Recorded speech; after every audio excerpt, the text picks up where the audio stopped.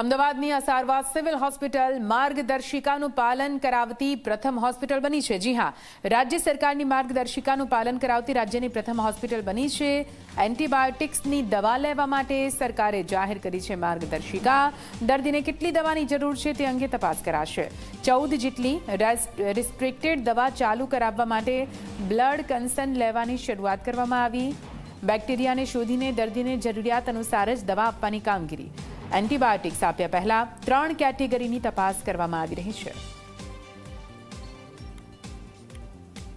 અત્યારનો આ સમયમાં સૌથી અગત્યની વસ્તુ એ છે કે જે પ્રમાણે બેક્ટેરિયાની અંદર રેઝિસ્ટન્સ વધી રહ્યો છે એ પ્રમાણે નવી દવાઓ બહાર નથી આવી રહી।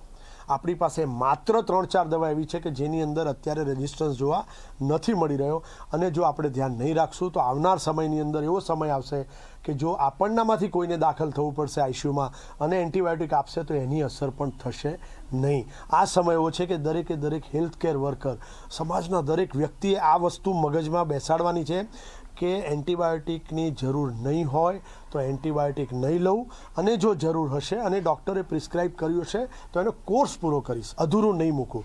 જો અધૂરા કોર્સ કરતા જઈશું તો આપણા શરીરમાં એની અસર ધીરે ધીરે ઓછી થઈ જશે અને ફરીથી કહીશ કે જે રીતે એન્ટીબાયોટિકનો રેઝિસ્ટન્સ વધી રહ્યો છે એ પ્રમાણે નવી ભારે દવાઓ બજારમાં આવી નથી રહી, એટલે મહેરબાની કરીને ખૂબ સાવચેતી રાખો।